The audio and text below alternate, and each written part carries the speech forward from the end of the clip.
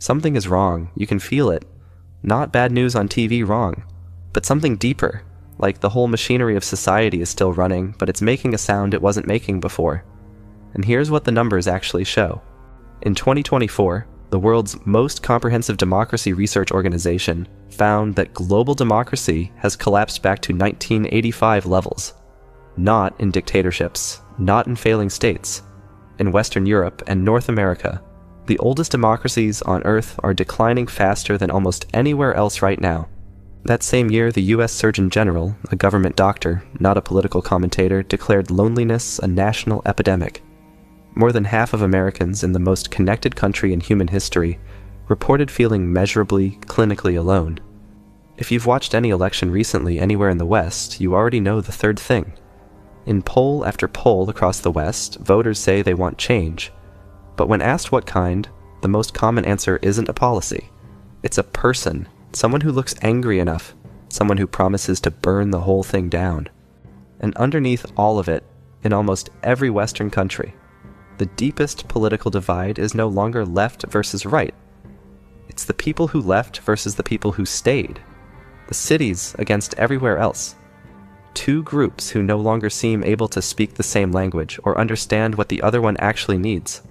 4 separate crises, all accelerating, all at the same time. A German philosopher predicted every single one of them. In 1918, before smartphones, before social media, before television, before anyone alive today was born. His name was Oswald Spengler, and he didn't just predict things would get bad. He described a precise, step-by-step sequence. A specific mechanism he said every great civilization follows before it collapses. When you hold that sequence against the world right now, it becomes very hard to look away. This is not a conspiracy theory. This is a 108-year-old blueprint, and it appears to be running exactly on schedule. So who was this man, and why has almost nobody heard of him? Spengler was not famous. He was not connected to powerful people or prestigious institutions. He was a secondary school teacher in Munich, living alone, struggling with chronic migraines, barely making ends meet, quietly working on a project that the people around him thought was insane. His central idea was almost childlike in its simplicity, and that partly is why it hit so hard. He believed civilizations are not like machines. They're like living things, like trees. A tree grows through spring, summer, autumn. It flowers, it produces its fruit, and then winter comes and the tree dies. Not because anything attacked it, not because anything went wrong, because that is what living things do. The cycle runs, and you cannot negotiate with the cycle. He looked at every great civilization in human history. Ancient Egypt, classical Greece, the Roman Empire, medieval Islam, imperial China, and he saw the same arc in all of them. A vital, creative spring, a brilliant summer, a rich autumn, and then a winter. Technically advanced, materially wealthy, and spiritually hollow. An age where the forms of civilization are still intact, but the life inside them has quietly drained away. In 1918, the same year the First World War ended, the great European empires collapsed, and the world as people had known it simply ceased to exist. He published his findings under the title, The Decline of the West. It became an immediate sensation, not because people agreed with him, but because it felt, to people holding the ruins of their world in their hands like he had already read the newspaper they were holding. He made 4 specific predictions. We're going to go through all of them, and I want you to ask yourself honestly as we go, how many of these feel familiar? Here is a simple question. Think about the last major political debate you watched or scrolled past. Take a moment and actually try to remember a single policy argument that stayed with you. A real number. A specific plan. A genuine solution to a real problem. Now think about how much of it was performance, personality, theater. Who landed the best line? Who looked dominant? Who seemed like they were winning the room? You already know how that question ends. Spengler had a name for this. He called it Caesarism. And to understand what he meant, You need to understand what happened to Rome, not the part everyone knows, but the part that actually matters. The Roman Republic was one of the most sophisticated political systems in the ancient world. A senate, courts, laws, genuine checks on power, real debates between real competing ideas. For centuries, it worked. And then, slowly and almost invisibly, something happened. The Senate kept its chairs, the courts kept their procedures, elections kept happening. But the actual authority, the trust, the belief, the legitimacy, slowly leaked out of all of it. Not through revolution, through exhaustion, through a public that had gradually stopped believing any of it actually worked for them. And into that vacuum, the strong man walked in. Julius Caesar didn't break the Roman Republic. He found one that had already broken itself from the inside. The forms were all still standing. The soul was gone. And he was simply bold enough to claim what the vacuum had made available. Augustus did the same. Then emperors who didn't bother with the pretense at all. Spengler said, "This always happens. When people stop believing in their institutions, the institutions don't disappear. They hollow out. And a certain kind of person, loud, confident, willing to tear up the old rules, fills the space. Now, look at the present. That democracy collapse isn't just a headline number.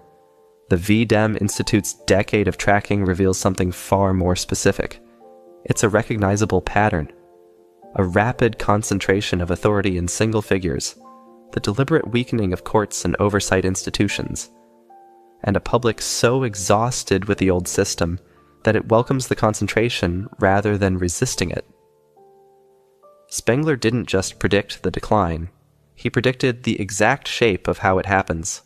Hungary is the most complete example. Viktor Orban didn't stage a coup. No tanks, no violence.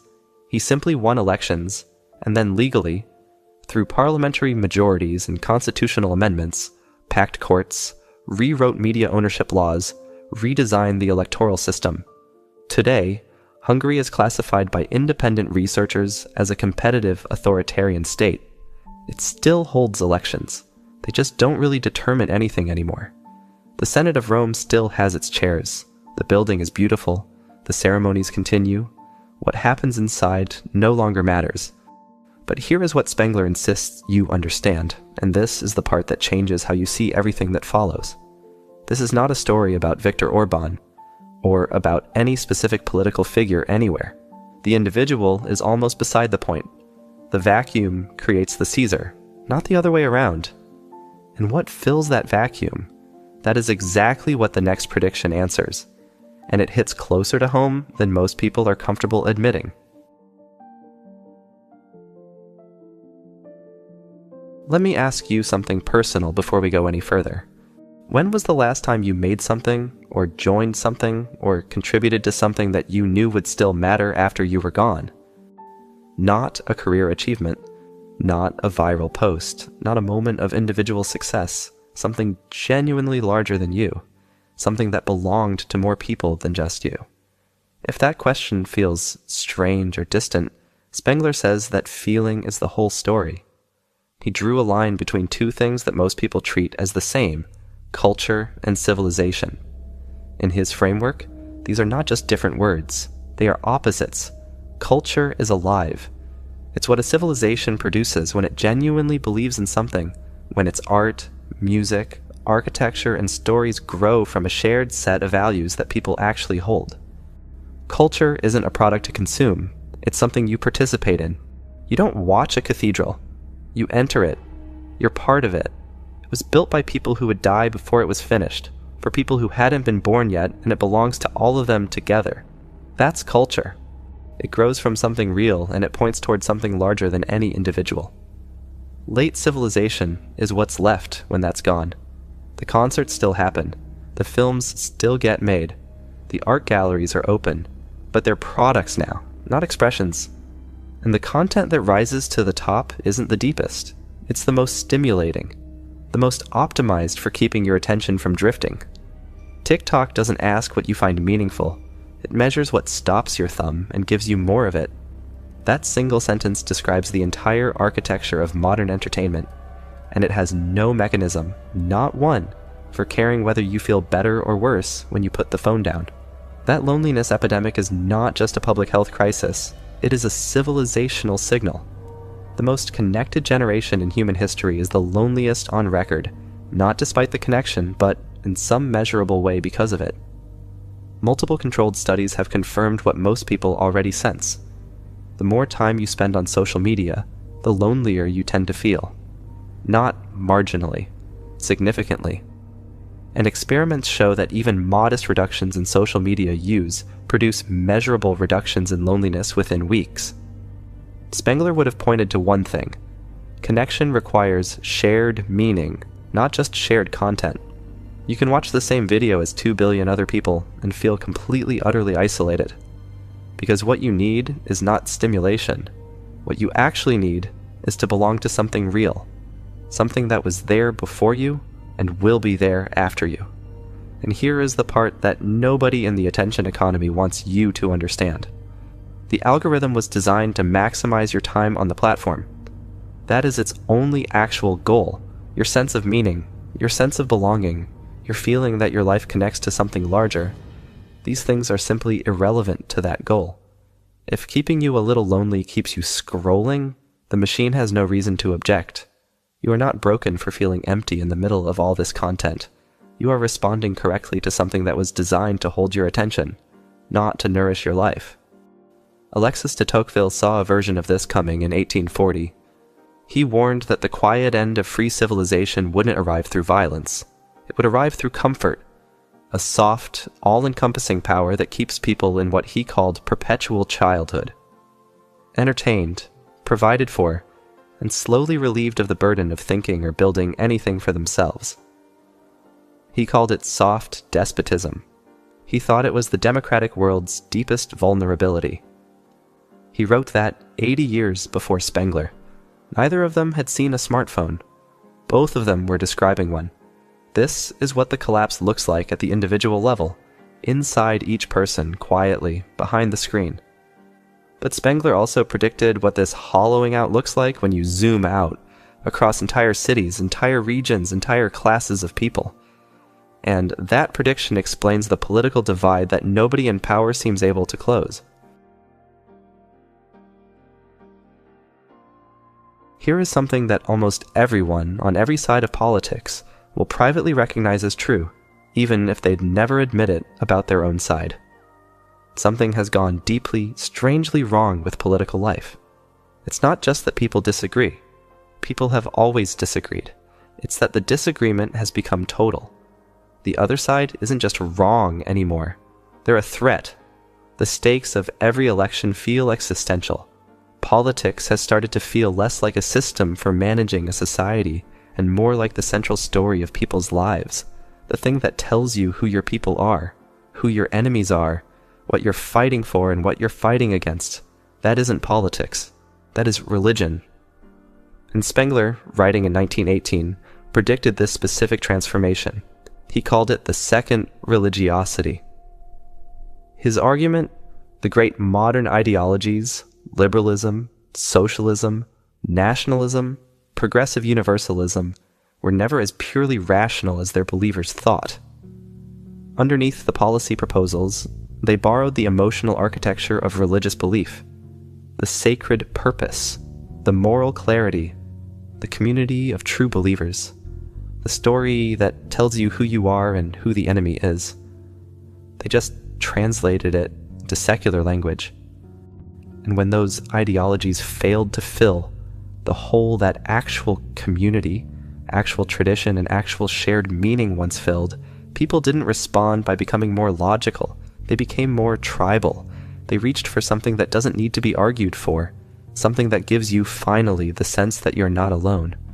Watch what happens when someone publicly changes their mind on a political issue, even slightly. The response isn't debate, it's expulsion, betrayal, social death. That's not how policy disagreement works. That's how heresy works.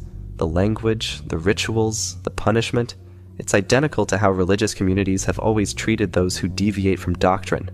The content changed, the structure didn't. Now here is the part that will make people on all sides uncomfortable. And Spengler would say that discomfort is precisely the point. The person who gathers around a nationalist strongman and the person who builds their entire identity around progressive ideological frameworks are not opposites. They are mirror images of the same hunger. Both are people who need to belong to something that feels genuinely real. Both have stopped finding that in the institutions and mainstream culture that were supposed to provide it. Both have turned their politics into a total worldview, one that tells them what to believe, who to trust, who to fear, and what words are sacred. That is not a political difference. That is the same wound on two different bodies.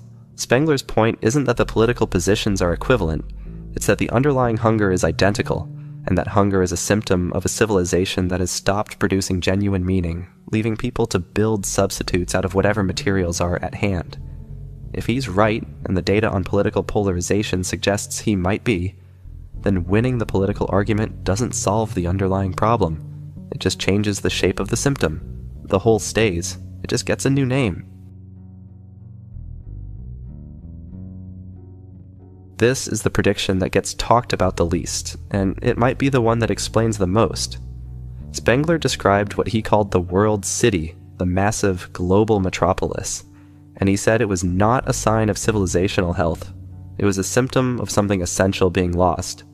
In the healthiest periods of any civilization, most people are rooted. Not in some romantic, idealized sense. Life in a village was hard and Spengler wasn't naive about that, but rooted in the sense that identity comes from a specific place, a community that goes back generations, traditions that were handed to you and that you'll hand to someone else. A sense that you are part of a story that began before you arrived and will continue after you're gone. That rootedness is where genuine culture actually comes from. You cannot build anything that lasts for strangers you'll never meet out of abstract belief alone. It requires specific people, a specific place, and a specific reason that belongs to that place and no other. The world city is the opposite of all this. In the modern global metropolis, almost nobody is genuinely from there. Everyone arrived following opportunity. The buildings aren't designed to last centuries. They're designed to be photographed and replaced. Relationships are largely professional, and meaning is something people carry in from elsewhere, from places they often can't go back to. The Brexit vote made this divide impossible to ignore. London voted to remain in the European Union by nearly 60%. The rest of England and Wales voted to leave by roughly the same margin, almost perfectly geographic, almost perfectly matching the split between people who could relocate for opportunity and people whose lives, families, and identities were embedded in one specific place. It wasn't really a vote about trade policy. It was two different civilizations, living inside the same country, finally admitting they no longer shared a common language. Sociologists have since documented this split exhaustively, labeling it the anywheres versus the somewheres, the diploma divide, the geography of discontent. What Spengler adds is a harder claim. This is not a gap that better policy can close. The divide is between people who still have roots and people who traded roots for mobility, gaining almost everything in that trade except the one thing that cannot be purchased, streamed, or optimized. And the people who stayed increasingly feel that the civilization has moved on without them, that the institutions they were told to trust were built by people who don't live near them, don't know them, and find their attachment to place mildly embarrassing. They are not wrong to feel that. And their anger, even when it takes destructive forms, is not irrational.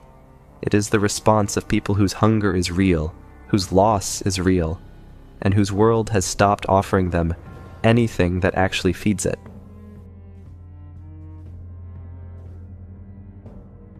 Before the ending, this needs to be completely honest with you.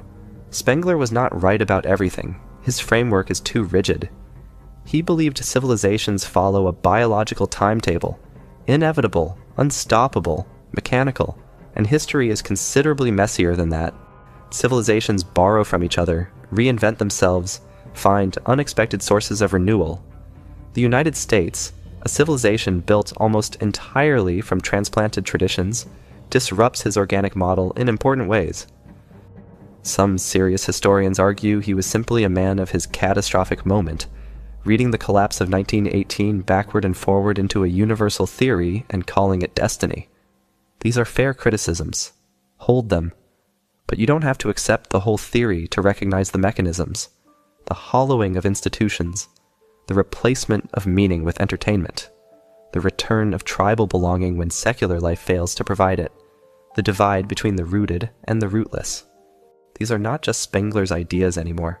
They are measurable, documented, actively studied by researchers right now. He just named them first, in 1918. And that is worth something. So what can actually be done? Not as much as most of us would like at the civilizational level. These are structural forces, not policy problems. No election reverses them. No legislation fixes them. If the crisis is fundamentally about the collapse of shared meaning, then the solution cannot come from the political system, because the political system is one of the things the crisis has already hollowed out. But Spengler had one consistent blind spot. He thought in enormous scales and consistently underestimated the importance of the local. And meaning, it turns out, has always actually lived at the local level, not the civilizational one.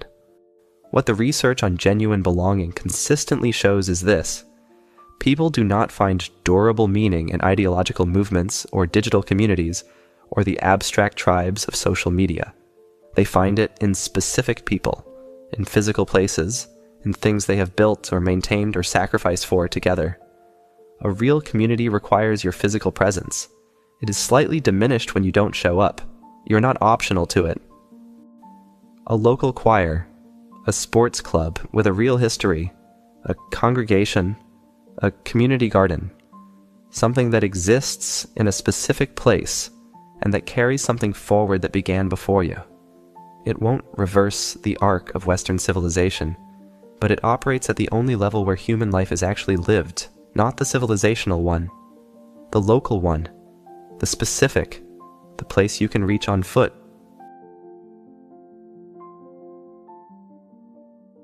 The builders of Chartres Cathedral left no names. The poets of the earliest oral traditions left no faces. The founders of the great medieval guilds are almost entirely anonymous. What they left outlasted everything, including the civilization that produced it. Something that still carries meaning for people who had nothing to do with building it, born 1,000 years after the builders were gone. Spengler thought we were in winter. Maybe he was right. But winter is not the absence of life. It is a particular kind of waiting, and what comes after it has never been nothing. It has always depended entirely on what was planted before the cold arrived. If this gave a name to something you've been feeling but couldn't articulate, share it with one person who needs to hear it. And if you want to keep going deeper into the ideas that actually explain the world we're living in, subscribe. We're just getting started. Does Spengler's diagnosis feel accurate to you? Or do you think there's a way out he didn't see? Leave it in the comments. I genuinely want to know.